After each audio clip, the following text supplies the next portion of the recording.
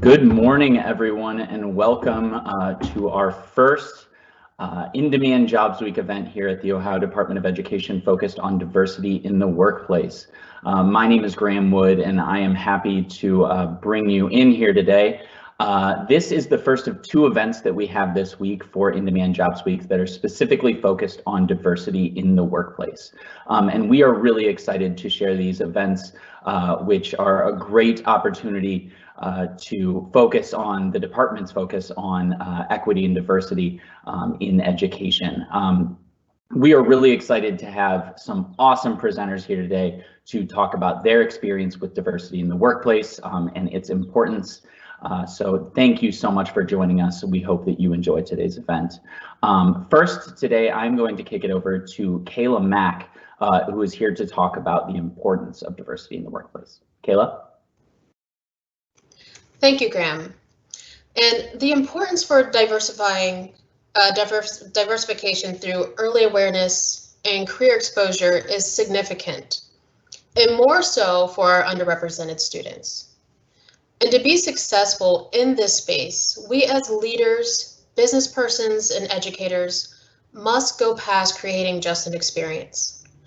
We need to design engagements that are authentically inclusive, meaning creating space at the planning table for those we seek to serve, to be askers, co-designers in the development process, rather than just partakers in brief experiences designed by our own lens. And furthermore, intentionally formulating and creating sustainable relationships through our programming, such as mentorships, pre-apprenticeships, work-based learning, job shadowing, thus allowing students to see themselves on a continuum in spaces of opportunity, and more so in fields defined as non-traditional for our underrepresented students, and positioning students in these engagements to establish awareness of their own potential.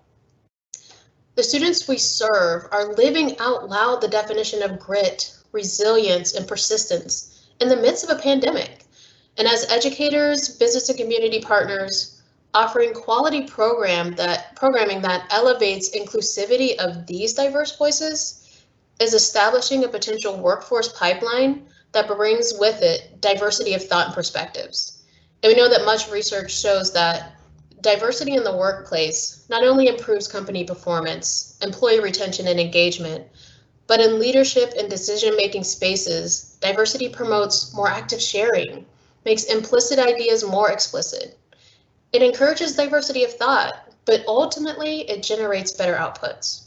So I hope that what you hear today provokes excitement in creating early awareness and career exposure opportunities for the students you serve.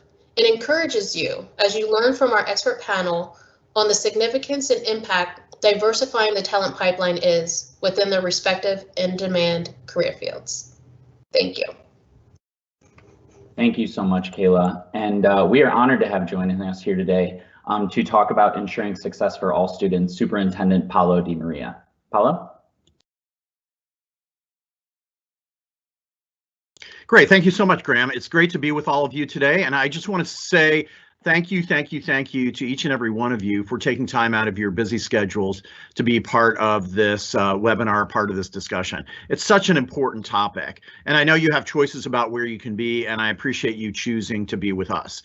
I also recognize that our audience is quite diverse. It may include students and teachers, business people, administrators, and what have you. And I think all those different points of view are so fundamental to the topic that I am so excited about for today's conversation. When we talk about diversification, I think sometimes we underestimate our own individual abilities to think beyond our personal identities. And we see that actually happening here at the Department of Education. One of the things, I point to during the course of the pandemic, I don't have any small children, but a group of employees that have small children at home came forward to me and said, hey, look, we've got some specific issues and challenges that we're facing, and we'd like to share with you, that point of view and help you think about some policies that we could put in place at the department that are more sensitive to those realities. And I think that's just a very tiny example of the tremendous importance of making sure that as organizational leaders, as individuals that occupy a space in society, a space in the workforce, that those different points of view, those different identities, being able to feel safe and accepted in terms of sharing their perspectives makes us stronger, first and foremost, as individuals, and being tuned into and considered for those diverse points of view that impact the overall effective operation of an organization. But it also then helps our organizations become stronger because we are factoring into the work that we do, our policies, our practices, our actions, our products, our programs, our approaches, our marketing, and what have you. Those different realities that ultimately reflect on our abilities to serve and to do good and to create success for our organizations. I am so excited about the panelists that our team has put together for you today. These are exciting, insightful leaders in their fields that reflect manufacturing and engineering and health services and really have a sharp, clear understanding and message to communicate to all of us about what diversification and its value in these different career areas. And ultimately, one of the things I continue to say to people is that on the one hand, we individually can feel a commitment, but the most forward-thinking people in leadership positions, and that includes private sector, public sector, philanthropic sector, or what have you, are those who aren't sort of waiting for diversity to come to them, but are out there finding that diversity and ensuring that it's represented among your boards, among your staff, the voices of customers, the voices of partner organizations or suppliers, that those voices are brought together and diversity is a deliberate part and pursuit of that aspect of the work to make sure that the broadest possible perspective is in the mix as decisions are being made. And so, I know that our organization has a lot of work to do, although with some of the great people that I have on my team, we are making progress. And I encourage you to pay special attention to what you hear today. I hope you come away with a few, I always say this when I talk to conferences, take some notes and come away with some specific commitments that you are willing to make in the interest of contributing to this idea of diversification in the workforce, as well as this notion of mentorship and helping people increase their awareness. Because ultimately, I look back at my own career, and I'm sure many of the people on this call do, and the importance of mentors and their role in nurturing both a love for a particular career field, as well as those attributes that make for great leadership, a great, partner in an organization. Those are built over time, and mentoring is such an important part of that, as well as a deliberate awareness of those things. So again, thank you so much for taking the time. I hope you come out with some deliberate ideas for what you can do next. Thank you to our presenters, and thanks to my staff for putting together this wonderful event. Enjoy, learn, and go forth and do good things. Thanks. Thank you so much, Superintendent. And yeah, I know we are all very, very excited to hear from those exact folks that are in the world doing the work, like you shared, Paulo. So Michelle, without further ado, I will kick it to you to start off the panel. Thank you. Thank you. And thank you so much to our panelists today.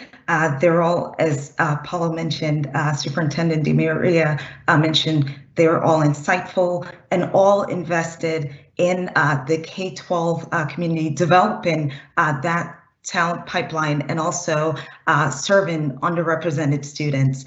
So without further ado, I would like to introduce you to Heather Patterson, who will be representing MAI Innovations.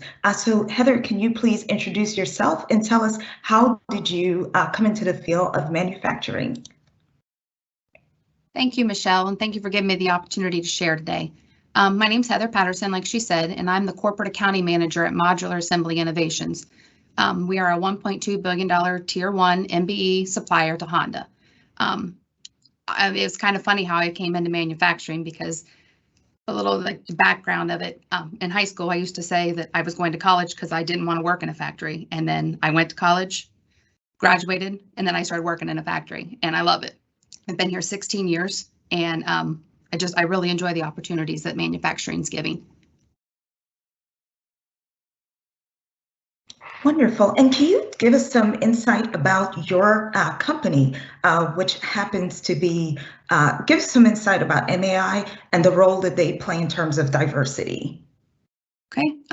One of the big things that MAI is doing right now is they are one of the founders who sponsored the launch of the COMP program, which is the Central Ohio Manufacturing Partnership. And it's also one of their manufacturing members. The COMP program allows manufacturers to identify and collectively address their common workforce issues, challenges, opportunities, both long and short-term skill gaps.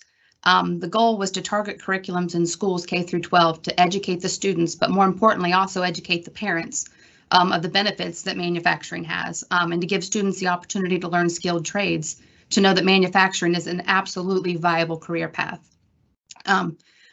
One thing to remember about manufacturing is it is so much different than what it used to be in the past. You know, it used to be just viewed as this dirty, dingy, dark workplace with no advancement. But the new age of manufacturing is much different than that. There is a ton of opportunity for kids right out of high school, or even kids that have tried college and decided it wasn't for them. They can get high-paying jobs with benefits that have career paths, and there's room for advancement both with and without a degree. Many companies even offer tuition reimbursement if students or employees decide that they want to further their education, but do it within the manufacturing environment. And this will allow students to be able to graduate without a high cost, a mortgage payment more or less, and school loans. But most importantly, the advancement in the manufacturing, it's not limited to just people with a 4-year degree. There are a ton of jobs outside the manufacturing floor within the support staff also. And tell us of your company's enrollment with involvement with K12 and the opportunities and internships that you provide. Okay, one of the things that we do right now is, and COVID kind of put a little bit of a damper on this, but we partnered with Marysville STEM School. And this was a program that was put together to train kids on, those opportunities. And then what we do is we offer internships for high school students. We will bring them in.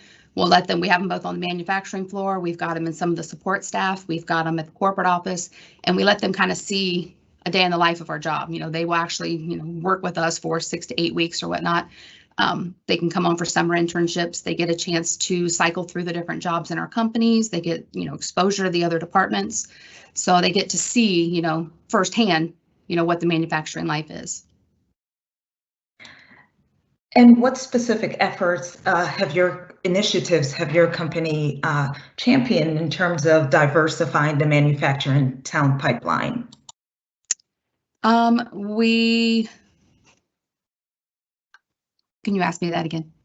Sure. Can you tell us of the diversity efforts that your company is involved with in terms of diversifying the talent pipeline for K12 students?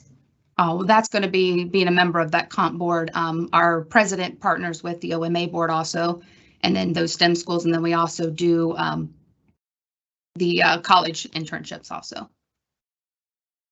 Wonderful. And can you tell us, are there positions that are available to students right out of high school? I think you started talking about that. What positions are available and what workforce gaps are you seeing? Oh, absolutely. We've got anything from general laborers to, we've got team leaders, we've got bill of material specialists, schedulers, receiving clerks, shipping associates, quality associates. You can work in our new model department, purchasing associates, cycle counters. We've got gaps in all of them because, with, especially COVID related things over the last year, the workforce is definitely in high demand right now.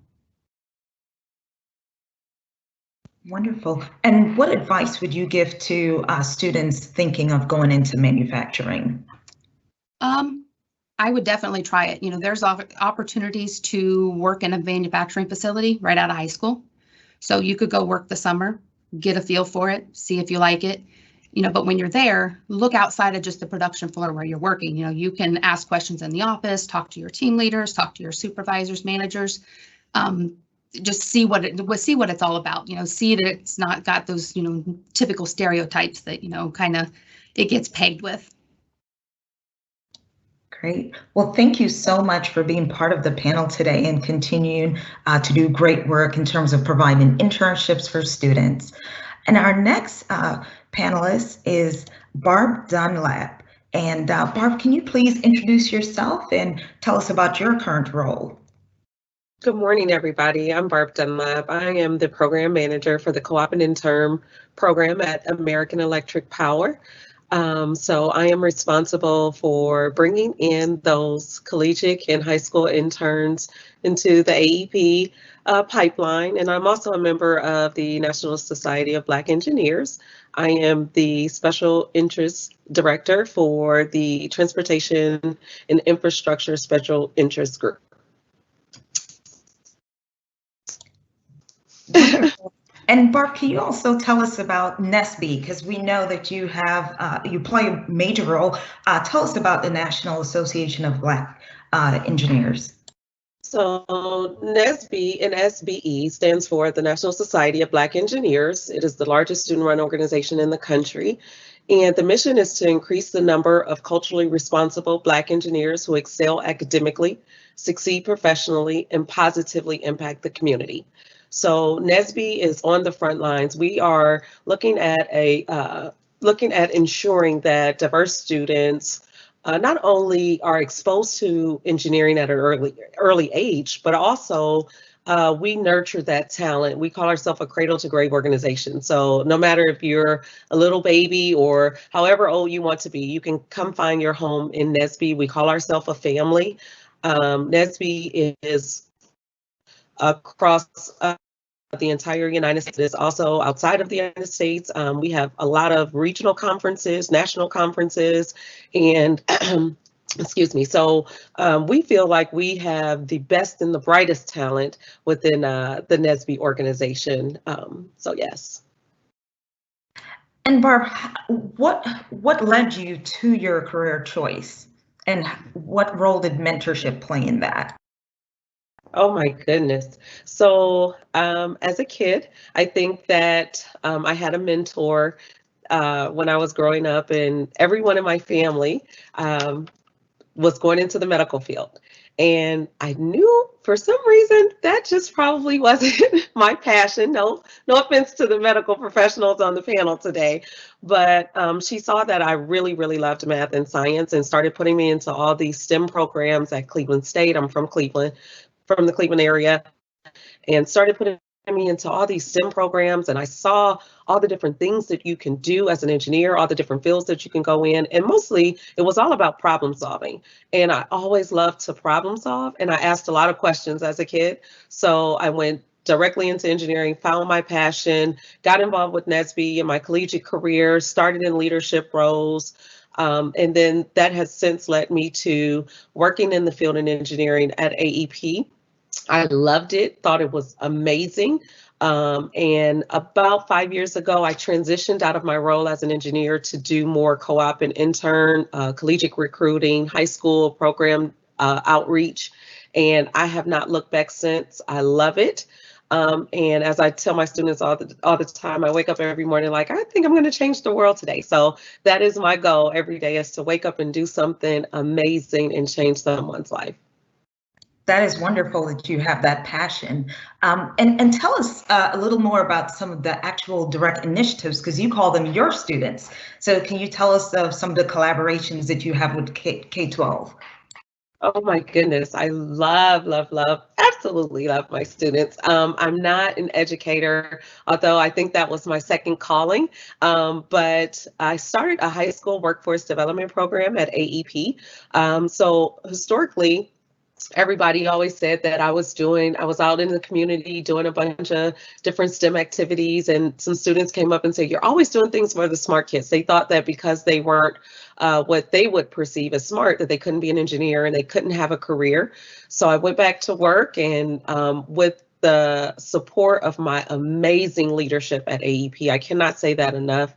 They have been so supportive, from our CEO and VPs down. They have just really embraced everything that I have tried to do. I went back, and with the Black Dry Erase Board, I drew a high school workforce development program. There's 3 ways you can enter AEP: one with a high school diploma, one with a 2-year degree, and one with a 4-year degree. So I wrote a program that allows high school students to come in and work as interns within our program. within our company and our organization. Our first pilot of students, there was a young lady there, and she was just like, women can't be engineers. And I'm like, yes, we can. We absolutely can. You're looking at one. So to just see that how the high school program can actually change students' lives has been amazing. We're more than that power company that you just plug up your cell phone or your computer and everything is just supposed to work. You know, we are all in the business of trying to make sure that you have that reliable, safe electricity, but what goes into that? And students just don't know. So giving that knowledge to the high school students has been amazing. The collegiate students are mentors to the high school students. So I started something called a reverse pitch competition. So the collegiate students pitch to the high school students why they should be their mentor. And it is amazing. The high school students then take notes and grill them. So what is your favorite food and what is your favorite subject and why didn't you get an A? So they feel as if they're in charge and of who's going to be their mentor. They select 3 or 4 mentors and they go through the whole entire summer, where the collegiate mentors are also teaching the high school students. So I know if my collegiate students know it and they're learning, the college studies of physics and algebra and calculus, they're teaching that to the high school students, and it's just reinforcement. But also if they're in our departments within AEP, like protection and control or transmission line engineering, if they're learning that as a collegiate student, they're teaching that to the high school student. What better way to learn than to be the teacher? So our collegiate students have been great in supporting those high school students as mentors. That is wonderful. And you mentioned there are 3 ways to enter AEP. So what would you be looking for in a K12 student that's approaching graduation that may be interested in starting out in terms of attaining employment right after high school? What are you looking for and how are they able to advance? Oh my goodness. So when I do outreach to our K-12 students, we did some outreach to some elementary school students. We did Frozen. The girls absolutely loved it because they thought they were Queen Elsa, but we tied that back into STEM and how is ice made? So we looked at Elsa being the ice princess, and we're just looking at getting them excited about STEM early. But then when I look into a high school student, what do you need to have to be in the college or the high school program for AEP? All you need to do is just have a passion to learn. That's it.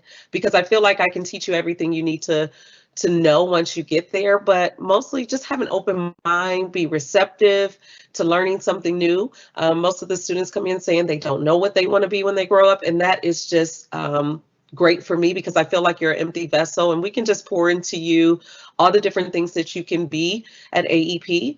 When you come in out of high school, you can go right into our great lineman program and be a line mechanic, or you can be a meter reader, meter servicer. Those 2-year degrees are great because then you're going into our transmission field services, our tech services. So if you're really techie, we're looking for all of those skills also. So it's just someone that's willing and open to learning and wanting to work at AEP.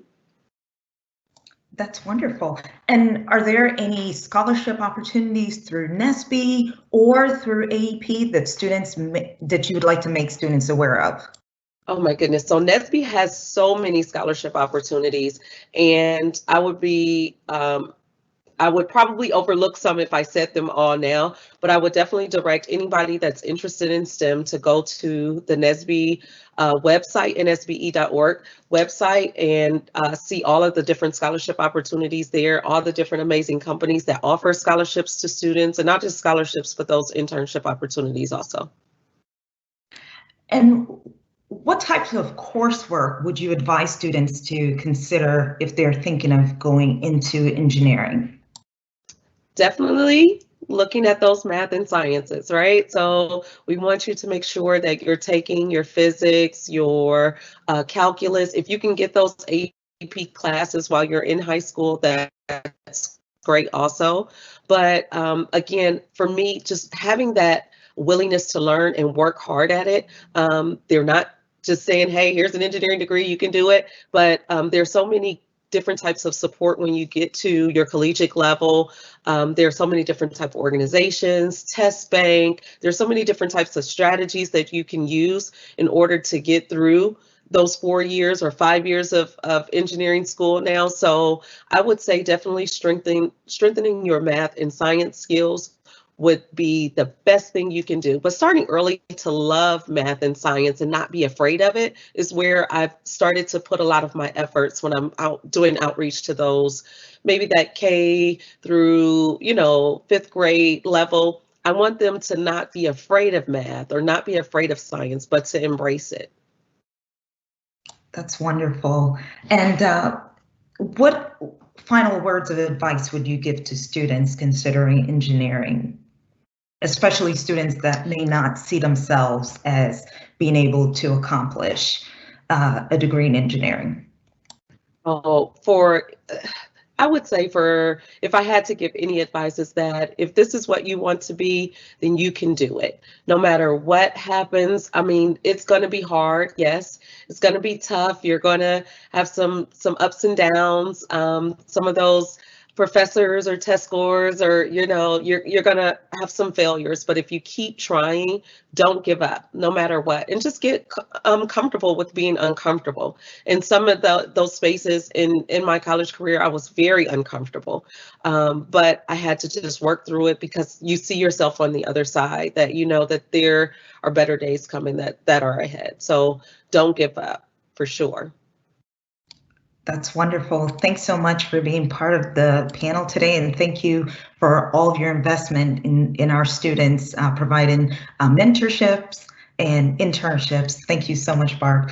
And next, we're going to focus on diversifying the medical talent pipeline. And we have with us today Tiffany Brooks, who is actually an MD candidate and a past participant of MD Camp. Can you tell us, first of all, about this opportunity that students may not be aware of? Yes, so MD Camp is a 2-week camp offered at Ohio State. It really encourages underrepresented minorities to pursue medicine or the health care field. It's offered to sophomores, juniors, and seniors, and it is a really great camp. You get to do gross anatomy, so you can look at the cadavers. You also get to learn about pathophysiology of the human body. You get to talk about current health issues. And in addition, you get lectures from students as well as faculty. Like for me, I can remember getting a lecture from Dr. Capers about cardiology, which just was really amazing. You also get to do a mock patient interaction, just like as a current med student, we do as part of our assessment. And then you also have a shadowing experience as well as a community project. That's wonderful. That's wonderful. And tell us, how did early exposure help you to make the decision to become a physician? Yeah, so for me, I found out through MD Camp, through my mom, who's a teacher, and growing up, she really emphasized exploring different fields before we got to college. So prior to MD Camp, I did a law camp at Wright State. Wasn't really for me, and I also tried anatomy camp, and so I really enjoyed that, and so my mom found MD Camp. And for my brother, he explored engineering, and now he's an engineer. So MD Camp really kind of laid the foundation of realizing I really like medicine. I got to see the dynamics between the physician and the patient, that kind of critical thinking aspect. And so for me, it really piqued my interest and allowed me to kind of pursue it more. That's wonderful. And you had mentioned, we had spoken that the role of mentorship. How did that play out in terms of you being part of MD Camp and making that transition to college?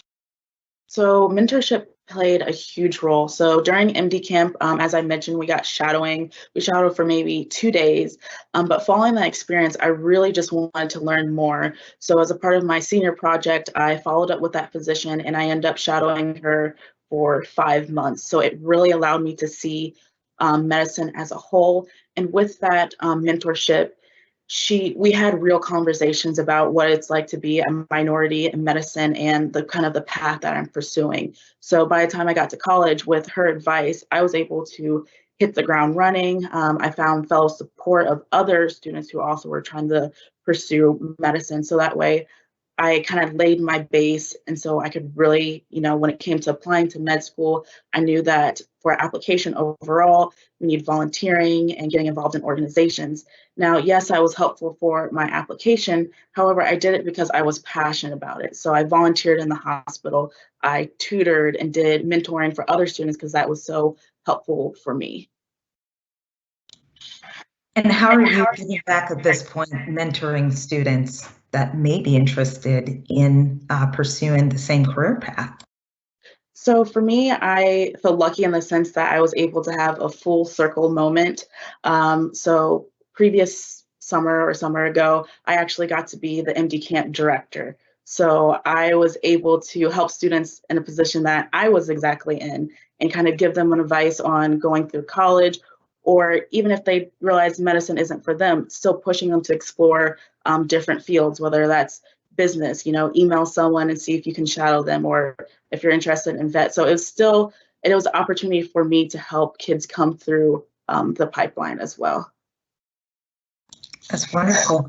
And what coursework, when you realized then after attending MD camp, what coursework did you decide to pursue in high school? So in high school, I pursued like AP biology. Actually, one course that I'm really glad I took was AP stats because that came in handy with research. And then like organic chemistry. So I really looked at what will help me, or what courses will I take in college so that it's a little bit easier. Even when I did get to college, it was still, it made it easier, but I also was able to utilize resources such as tutoring. So that's one thing I really want to emphasize to students, that once you get to college, it's not always a linear path, but don't be afraid to ask for support, whether that's from family, peers going through the same thing, or just talk to the college because they might have free tutoring that you didn't know about. Wonderful. What advice would you give to students that may be considering becoming a physician? I would highly encourage shadowing or reaching out to really see what the healthcare environment is like, and see if you like it, if you like the critical thinking. And I'd also encourage them that if you do pursue this path, that it's not always linear. I know I made it sound linear, but if you really are passionate about it, stay with it and just try and get through those hurdles, and just really just talk to everyone in that field to make sure it's like you're really passionate about it.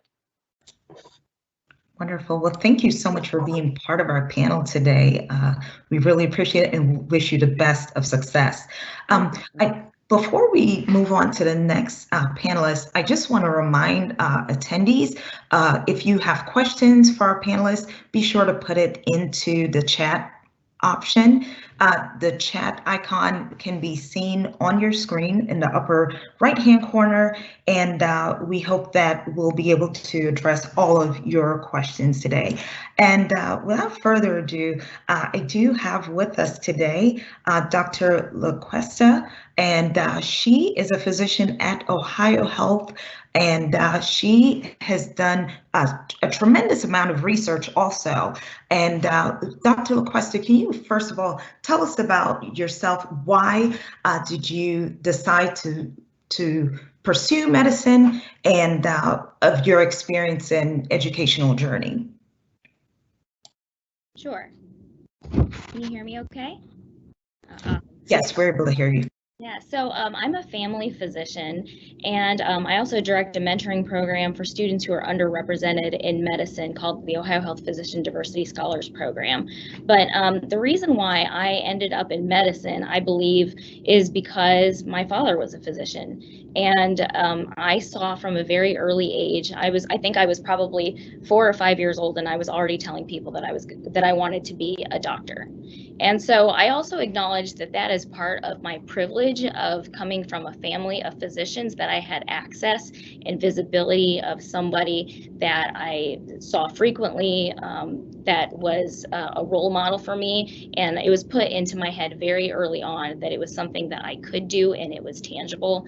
And I acknowledge that that is a huge privilege that many students do not have, which is part of the reason why I feel so strongly about reaching out to students. I feel very passionate about helping students, particularly students who are underrepresented in medicine, to reach their fullest potential and to become physicians if that's what they want to do. And tell us of the current initiatives that you're currently part of.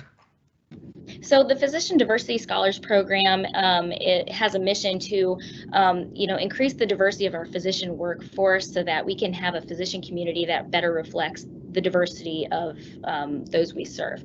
And so what we do is we partner with some of the medical schools around here. So Ohio University Heritage College of Medicine, Ohio State University, and Wright State Boonshoft School of Medicine. And students who are underrepresented in medicine at those schools can apply for the program, and they are selected by holistic review. And if they're selected for the program, we partner them with a physician mentor, and they're provided both professional development and personal development support throughout the entire career of their entire time in medical school. We also offer community service offerings and just different support structures in order to help kind of uncover some of that hidden curriculum of medical school. I know we have a lot of educators on the line, and I know that there's a lot of hidden curriculum of college and even working through K-12 of the unwritten curriculum of how to interact with others and ways to network and get the resources that you need in order to achieve these different careers that we're talking about today. So the Diversity Scholars Program helps to provide a formal infrastructure coupled with a formal mentoring agreement where these mentors are selected based on their commitment to build into the lives of students. So I kind of think of it like, you're set up on a date, but like the dating process is already kind of over. Like they've already agreed to build into the lives of students, and so it's like, all right, I know that if I join this program, I'm going to be paired with a doctor that's going to be there for me to help answer my questions and help me navigate through this very complicated and unusual process of becoming a doctor. And what are some of the issues that you have seen that has caused you to be as passionate about diversity in medical field in terms of with your residents that may be coming into the medical talent pipeline? Sure. Oh boy, there's a lot of things, but let me first explain a little bit about how to get to be a resident first, because I know that there are students listening like, well, what do I do? So after graduation from high school, then it's 4 years of college. And then if you're like me, you take a little detour and you go pick up a master's degree because you weren't prepared for taking your standardized exams and you didn't know that you had to score a certain number on your MCAT. And then once you accomplish all that and jump through all those hoops and pick up additional knowledge along the way, you apply to medical school, which is a grueling process, which takes sometimes over a year to do. Then you go to medical school for 4 years. If you are a real go-getter, you might have a bonus year for research, or you might stop in the middle to grab a Master's of Public Health or an MBA or something like that. If you're going into a really competitive field, you may need a year or two of research during medical school before you apply to residency. Then when you get into residency, then the minimum residency length is 3 years if you're going to do something like family medicine, which is what I do, or internal medicine or pediatrics. And it can go, you could go for 7 years if you wanted to be a neurosurgeon or something like that. So, it sounds like a long time, but you are picking up knowledge all the way. And then someone says, oh man, that sounds like a lot of training and a lot of school. But students, what I'm telling you is, if you go to school until you're 24, 25 years old, but then you get to do what you love until you're 65 or 60 or whenever it is that you decide that you're going to retire, it is worth it. Just go for it. It's okay. Put it, invest in yourself, believe in yourself, invest in yourself. You can do it. So anyhow, so that's how you get to residency. So by the time a student gets to me in residency, they've already endured so many obstacles to get there. And what I'm learning along the way from having the privilege of access to focal students who are underrepresented in medicine, who trust me with their stories and with their struggles. What I'm finding is that while in medicine, we know that there are social determinants of health, things that we live and breathe that are going to determine how long we're going to live. There are social determinants of education as well. So there are things that can get in the way that can, either hinder you or help you to have an advantage in order to have access to the right tracks, to the right classes, to the right opportunities, in order to position yourself to be competitive for college, for medical school, for residency. So what I'm seeing at this level is that, students have gone through so many things to get to this point, but they're still faced with the same obstacles that they may have encountered even in early childhood education that they didn't even know, because implicit bias is real. Perceived behaviors of underrepresented students, perceived levels of respect behaviors are perceived differently in students who are underrepresented compared to their majority white counterparts. And that doesn't stop once you get into residency. And so you really need to have someone that you trust, a mentor who can help you navigate some of these obstacles that you encounter, someone that you can talk to about your challenges, because without a mentor and somebody that you can trust to talk to in any of these careers that we're talking about, isolation sets in, and that can have a severe negative impact on your determinants of education. So I don't even know how I got here, Michelle. You had a question in there somewhere. I just kind of. No, it's good. And I appreciate you sharing about that, because if we're talking about diversifying the talent pipeline, I think these are some of the issues that we do need to be candid about. And you mentioned that there are barriers. So how would you mentioned mentorship, how would you encourage students to be able to overcome those barriers?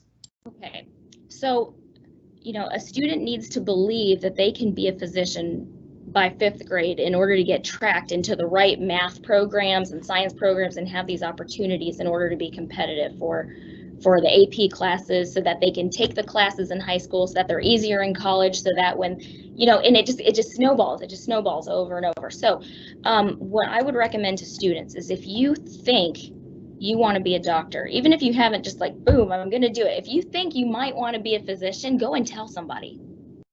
Go and tell somebody, I want to be an engineer, I want to be a doctor, I want to be, I want to work in this field. Go and tell somebody, and keep telling people, because if they know that that is something that is in your heart that you want to do, they will think of you when an opportunity comes up. They will think of you when they're like, okay, we're attacking this concept for math. Did they get it? I want to make sure that they're successful, because they're very clear about something that they want to do. Go and tell somebody that you want to be a doctor, and please, students, do not try to do it alone. If you don't get it, be honest. Don't suffer in isolation. Don't, go and tell somebody, like, I don't get it. If I had $1 for every time I didn't get something, I'd be retiring before 65, right? You got to be honest about your challenges, okay? And you need to find mentors that also can help. You got to find some mentors that are honest with you too, giving you feedback so that you can listen to it. And it's also nice to have some mentors that are going to show you their scars, to remind you that, you're strong and you can heal, so. It isn't a linear path, like Tiffany mentioned, for most people. But, I would say go and talk to somebody. Don't go at it alone. Ask for help, and, start start to think about, especially our high school students, right? So you should be creating like the elevator pitch about yourself, so if you get on the elevator with someone on the first floor and you're going to get off on 4, they should know what your goals are, who you are, and what you want to be, because you just don't know when and who you're going to find somebody to network with who can help you reach your goals, and be able to advocate for yourself. Join those different organizations. Like I heard Ms. Dunlap talking about the engineering societies. Join that stuff. Get online and look at SNMA, the Student National Medical Association. Look at all those pre-matriculation programs. Start looking at all the different shadowing programs. Get on YouTube and Google a day in the life of an ER doctor, or a family doctor, of a surgeon, and arm yourself with that knowledge and start talking to people about what you'd like to do. And what advice would you give to teachers? If a student comes and says, hey, I'm interested in becoming a physician, what advice and guidance would you give to teachers? Oh man, teachers are so important. So much advice, so many things. Number one is to, I guess if I were to have a call to action, something that teachers could do to improve this pipeline, number one would be to check your bias and get introspective. Think to yourself, all right, what hard work have I done to look inside myself? Because whether you know it or not, you're the gatekeeper, you're the nudger to whether or not these students are going to be successful or not, and they're going to listen to you. How many things have changed in my life because a teacher encouraged me, or a mentor said, hey, you should really think about doing this thing that I never thought that I could do, but because somebody that I trusted and looked up to said, you know what, you could do this. And then I thought, maybe I could, and as a physician, I see kids, little kids, like through birth, through, the whole thing. And so, if I see a kid who's in 2nd or 3rd grade, they're coming in for their well child check, my first question is, what do you want to be when you grow up? And I'm like, I don't know. It's like, do you want to be a doctor? You could be a doctor. And then, I have some students or some patients who come back to me 6 months later, and the mom says, do you remember when you told my son that he could be a doctor? Well, after that, he said, Mommy, will you read to me? Will you read this book to me? He went and told his teacher he wanted to be a doctor. The behavior issues at school, they really went down because, some lady in a white coat told him that he could be a doctor, and he believed it. It's like the power that you have as a teacher to set those seeds and inspire someone are so powerful. So I would say, if you've not done it, I get real honest with yourself and check your biases. You can go to Kirwan Institute and read a lot about the education and the research that's been done, even as early as early childhood education about biases in children. And then think about, who is it that I want to engage and encourage, and just keep track. It's like, am I always encouraging the same kind of kid? And if you are, it's implicit, it's not intentional, but just check it and like, let's try something different, and we need more than test scores.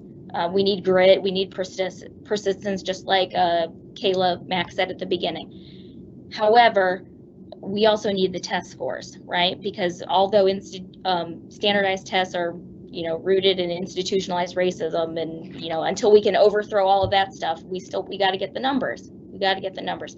So kids in the prep schools with the dollars are going for test prep. They're going for test prep. So I'm saying, as early as middle school, start thinking about ways that you can coach your students on, all right, here's the content, but also let's look at these multiple choice questions, and let's go through the process of how to eliminate the wrong answers so that I can coach my students how to attack this test. Because the tests, they just keep coming. They just keep coming, and is often a barrier for really, really talented students from reaching their goals because of the numbers, which isn't fair, but until we can come up with another way, they're there. So that's what I would recommend to teachers, is to check your bias, look at who you're helping out, and start trying to help your students reason out how to jump through those hoops of the standardized tests. Because if they can do that, by the time they get to me, we'll be unstoppable. Let's do it. Yes, I love it. Can you tell us about some of the exciting initiatives that you've been doing with your residents in K12?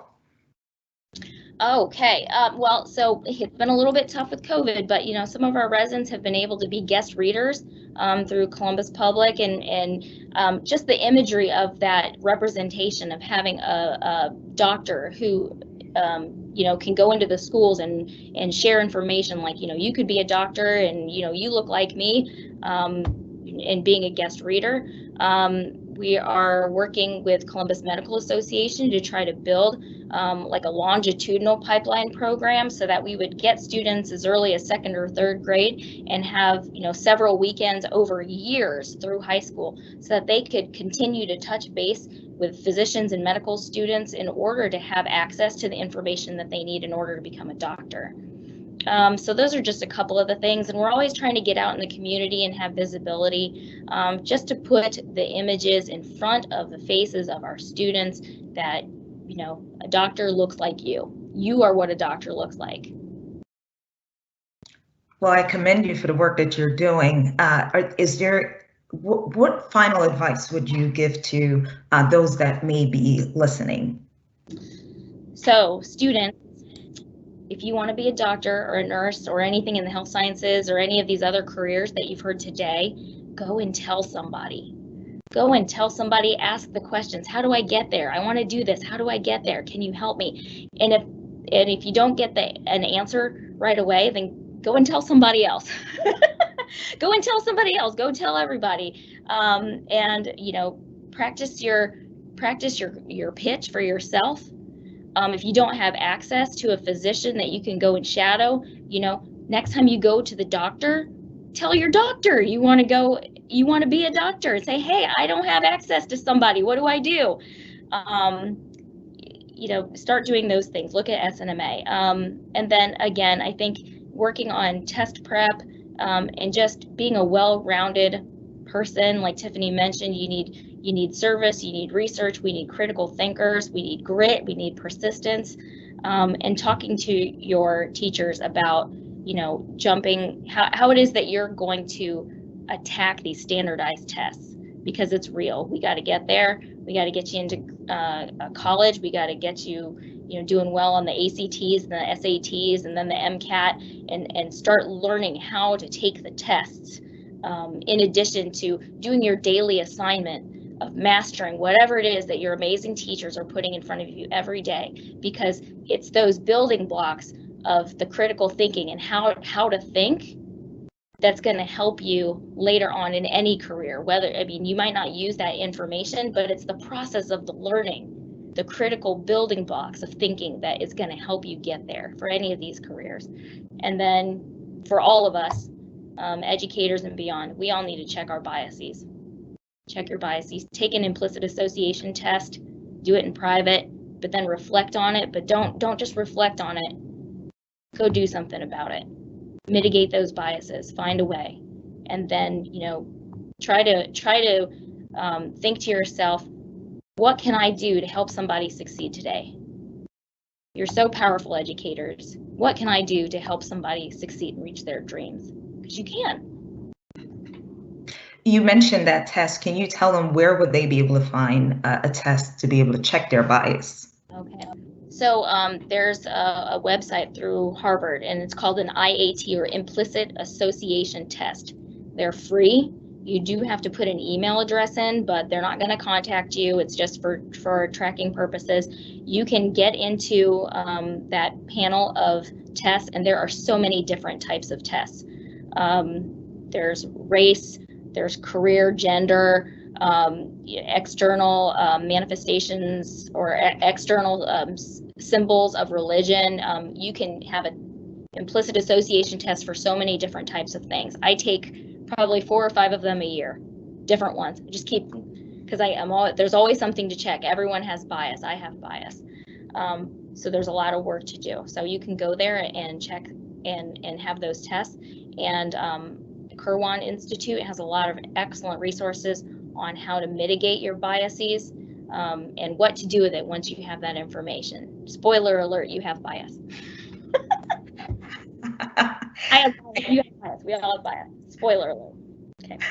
Thank you so much for being part of this panel, and thank you for your insight and knowledge. Are there any questions in the chat box that you can see, Kayla or Cassie?